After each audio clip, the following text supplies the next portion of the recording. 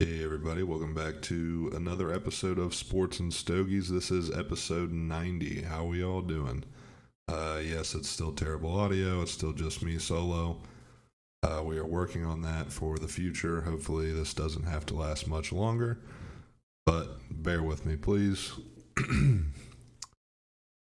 Today, honestly, a whole lot of free agent moves across football, or not football, sorry, across basketball and NHL.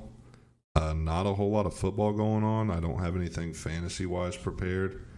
So I'm just going to start going through the things that's going on in the NBA because it was a crazy first week of free agency. Starting out with the Miami Heat, Bam Adebayo, 3 years, $166 million. I really love this, actually. I think that's a great move. They need to lock him down. He's great. He's very talented, still relatively young. And I think you can build an awesome core around him. Jimmy Butler, however, is not re-signing as of now. I think he's still under contract for another year, but he has no plans of re-signing as of now.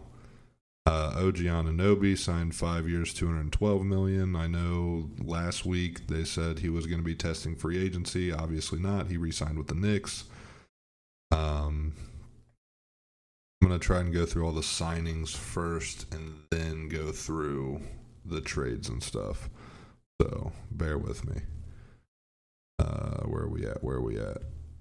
Chris Paul is planning on signing with the Spurs. A lot of people are very happy with that and think that he's going to be able to help Wemby a lot. And I think it's good to have a floor general, but we know from the past that Chris Paul has some personality issues, locker room issues. He brings a lot of baggage. He has a bad attitude. Those are just some things that have come out of this previous locker rooms. So hopefully Wemby does not get rubbed off by that. Manuel Quickly signed a 5-year, $175 million deal to stay with the Knicks. I love that. Huge signing there. He's a great player. Cade Cunningham stays in Detroit for 5 years, $225 million. Kentavious Caldwell-Pope, 3 years, $66 million. Cade Cunningham, I am not a huge fan of this. I think that's way too much money for the player that he is. I think he's a good defender, a decent role player, like a good playmaker. Not a whole lot. I mean, the team's also bad, so how good can you be on a bad team? It's really hard to tell. But other than that, they haven't really made a whole lot of moves. One that I've been not a big fan of at all was Paul George, 4 years, $212 million with Philly. I know this is like what appears to be Philly's all in. We're winning a title. One, you're not going to get 4 years of $212 million worth out of Paul George. You're risking injury. He doesn't play, all the games in the regular season. So he can come up hurt when he matters the most, which is the playoffs, and right now they have that issue with Joel Embiid. So I don't know. I'm not the biggest fan. I think they could have maybe traded for somebody or something, but I don't know. I'm not a big fan of that at all. Nicholas Batum signed a 2-year, $9.6 million with the Clippers. Klay Thompson, sign and trade to the Mavericks. I'm really interested to see how this works out. In my opinion, that is the help that Kyrie and Luka need. Just a guy who can play small forward, who's a decent defender, and is very consistent. So come playoff time, I have high hopes for them with that sign and trade. Tobias Harris signs with Detroit as well, 2 years, $52 million. That just kind of is what it is. I mean, you're still overpaying Tobias Harris, and it's crazy. Isaiah Hartenstein signed with the Thunder for 3 years, $87 million. I like that a lot. I think he's pretty talented. My Cleveland Cavaliers signed Donovan Mitchell, 3 years, $150 million. Mo Wagner signs with Orlando for 2 years, $22 million. I think that's a really good budget deal for him for how talented he is. Especially, I'm kind of shocked he didn't want more money, but I'll take it. Jonathan Isaac also signs with Orlando, re-signs 5 years, $84 million. A lot of people unhappy with this. In my opinion, when Jonathan Isaac is on the floor, he is a game changer. But as you guys heard a month ago, Balin's argument is the best asset, or I can't remember the quote, but it's availability. They also really limited his minutes last year when he was available, but I think Jonathan Isaac is truly a game-changing player. Hopefully, he can stay on the floor. Jonas Valanciunas signs with the Wizards. I did not see a contract available at the time of that as far as what he's making, but I like that move a lot. The Wizards really need to try and do something. They have done a whole lot of nothing for the last forever outside of getting rid of their best players and signing garbage. To recap the draft a little bit, Bronny got drafted at pick 55. He signed a 4-year, $7.9 million deal. And it's rumored that he's going to be spending most of this first season in the G League. So I think that's really good. He definitely needs to develop a lot more and show that he is a lot more talented than what he showed in college. With that, he drafted to the Lakers, and then LeBron signed a 2-year, $104 million extension with the Lakers.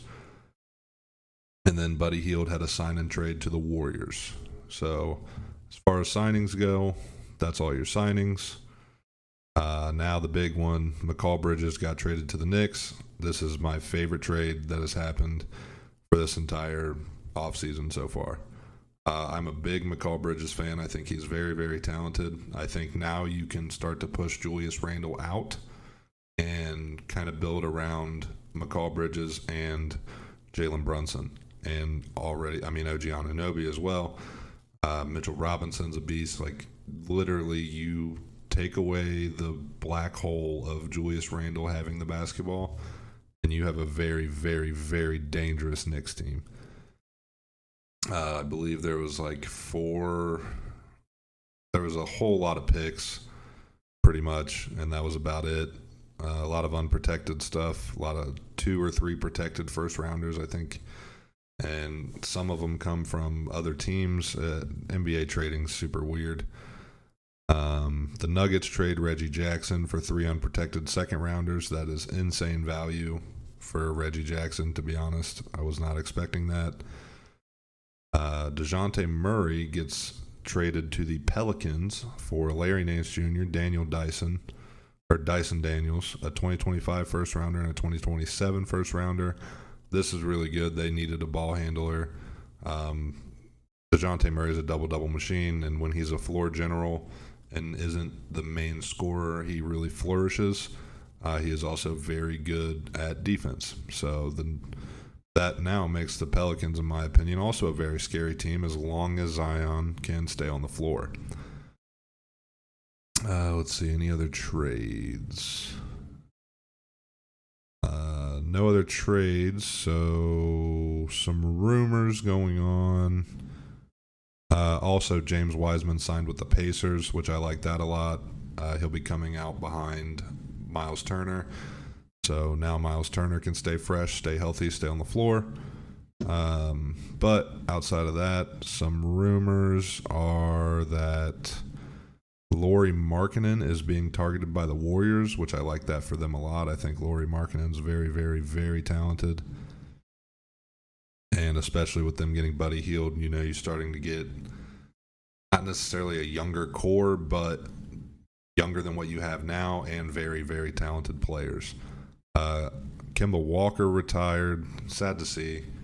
One of my favorite players watching as far as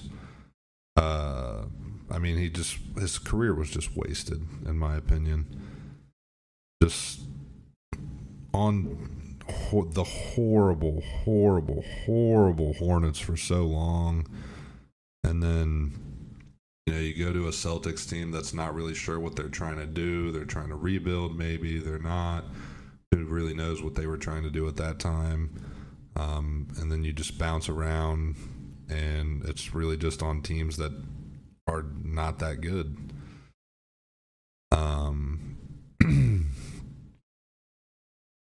So yeah, that's NBA. I wanted to run through NBA first, that way, because it is a lot. So I wanted to get through that quickly for all you non-NBA fans. But I do have some fan questions.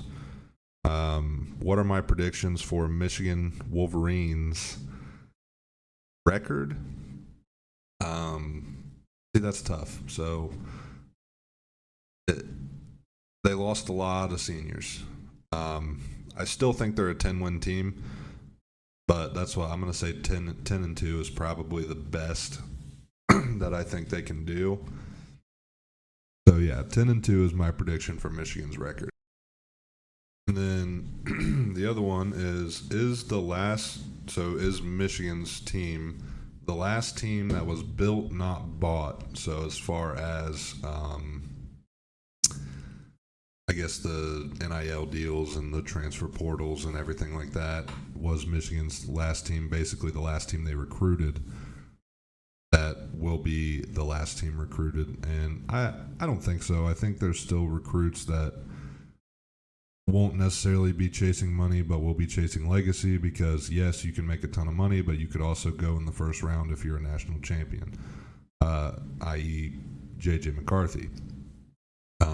Granted, that was also a great pro day that led to that, but I don't know. I think you'll still see teams with strong recruiting classes, and as long as the younger guys get opportunities, you won't see them seeking to be traded or to go through the transfer portal and be bought to play somewhere else.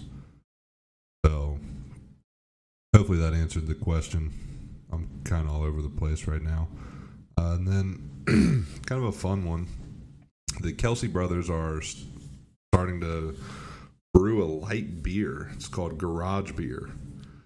And I was asked, is this going to be the new king of light beers? And honestly, probably. With the popularity of the Kelsey brothers and the popularity of light beer, the two kind of go hand in hand. As long as it's somewhat good, they will just go crazy. So yeah, that's my opinion on that. And that is all of the fan cues we have. Now we can go ahead and jump into NHL movements. First things first, the Cincinnati Cyclones announced as an ECHL affiliate to the Maple Leafs. Which is cool for me. I can go drive an hour and see some of the potential up-and-comers. So also bear with me, I am going to butcher these NHL names because these names are kind of ridiculous. So just a quick kind of heavy hitters. Jake Gunsel signed with the Lightning. Stamkos, Marchessault, and Skijay signed to the Preds. Predators making huge moves, obviously. Brandon Montour signs with the Kraken. Elias Lindholm signs with the Bruins. The Leafs re-signed Matt Murray, Oliver Ekman-Larsson, Anthony Stolars, Chris Tanev, which are phenomenal. Having a backup goalie that's that good is always nice. Then I do have the NHL awards also. So the Calder Memorial Trophy was won by Connor Bedard, which is Rookie of the Year, essentially. The Hart Memorial Trophy was won by Nathan McKinnon, which is, the quote is, "To the player adjudged to be the most valuable to his team." So I think that's the MVP. Finalists being also Connor McDavid, Nikita Kucherov, and then obviously Nathan McKinnon. The James Norris Memorial is the Defensive Player of the Year, goes to Quinn Hughes of the Vancouver Canucks. Honorable mentions: Roman Josi for the Predators and Cale Makar for the Colorado Avalanche. The Ted Lindsay Award is the outstanding player, basically the Walter Payton Man of the Year Award. Also Nathan MacKinnon won that. The Vezina Trophy, which is the best goalie, was Connor Hellebuyck. With the Winnipeg Jets, honorable mentions: Sergei Bobrovsky, obviously, and Thatcher Demko. The Willie O'Ree Community Hero Award was Estella Rivas Bryant. And the last one that I have here is the E.J. McGuire Award of Excellence is Michael Hage. Basically, the NFL or NHL draft prospect who is the best prospect right now. And yeah, that's pretty much all I got this week. So pretty short and sweet. Hopefully next week everything can be back to normal. Regardless, I will definitely have the audio back to normal, even if Austin is still not ready to come back. But bear with me while we work through this. Austin's got a lot going on, so just wish him the best and just keep on rocking. And we always say S&S to the moon.